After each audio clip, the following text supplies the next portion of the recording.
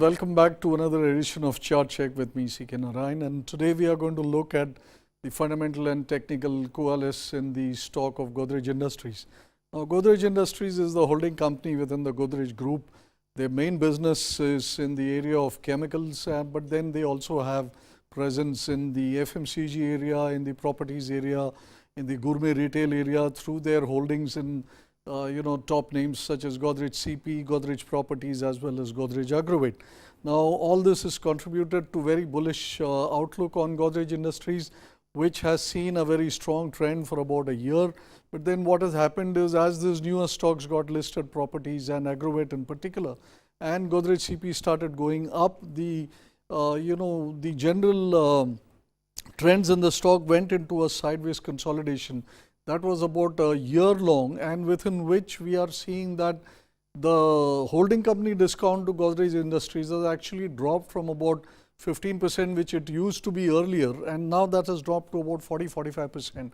Now, you can see on the chart here that it has had a beautiful trend for a long time, but then there is about a 1 year consolidation which is going on here. But if you look at the bottom panel, we have what is called as a money flow indicator. Now, the money flow indicator, you can see that throughout the advance as well as the consolidation phase, it has actually been in the blue, indicating that the bullish control on the stock has never really moved out. It's mainly because of the improving fortunes of the subsidiaries or the other holdings of the company.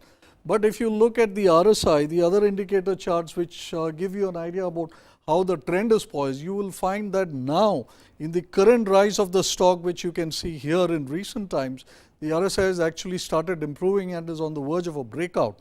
Now, it's always seen in technicals that momentum signals precede the price signals in most of the cases. So, looking at the way the RSI is positioned currently, it would seem that Godrej Industries is in the process of staging a breakout, and which is really the case. I am recommending Godrej Industries as a buy with a potential target at 775.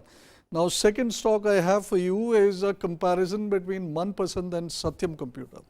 Now, why this kind of comparison? Because of the kind of big drop that we have seen in MANPASAND, about 70–75% chopped off on some corporate governance issue, and a similar situation which had happened with SATYAM Computer long ago. Now, the similarities in the technical pictures are hard to ignore here. Now, both these stocks had topped out when the market itself was quite bullish. Then they went through a phase of consolidation, during which time all the results flow were quite good, the numbers were good, the institutional people stayed in the stock, and there was hardly anything which was amiss. And then what is common to both of these stocks, as you can see here, there is a first level of sharpest decline which largely got ignored or unattended by the market, following which there was a pullback. Now, after the pullback, it still seemed everything was in place and everything was okay. But then both the stocks went through a big period of consolidation, during which it seems that there has been a lot of distribution. Now, that again did not really meet the eye, because the volumes pattern was fairly static and steady, and the stocks were not really making any waves in the market. Now, when the the overall distribution was completed in both the stocks, I think that is when the news really came out. So, the distribution happened because the insiders were probably in the know that the jig was up, in a manner of speaking, and then both of them have taken a huge hit. I think back in those days, about 2008–9, SATYAM Computer fell about 80% and then kept falling. So far, MANPASAND has fallen about 70%, and the thing with this kind of stocks, when they have such big falls, it becomes extremely difficult for them to get up. Now, people are still taking let's say a slightly charitable view about what is happening in MANPASAND, saying we will wait for the result, we will wait for the outcome, etc. But then history, if we were to use as a kind of reference, I think it has shown that it is very difficult for stocks with such huge declines to really make a comeback. So, summing up, it is when the technicals are completely out of sync with what are the known fundamentals, it is always a point to sit up and take notice.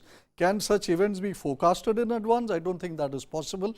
But then when the two do not match, we should really take notice, and that is the main point I am trying to highlight here.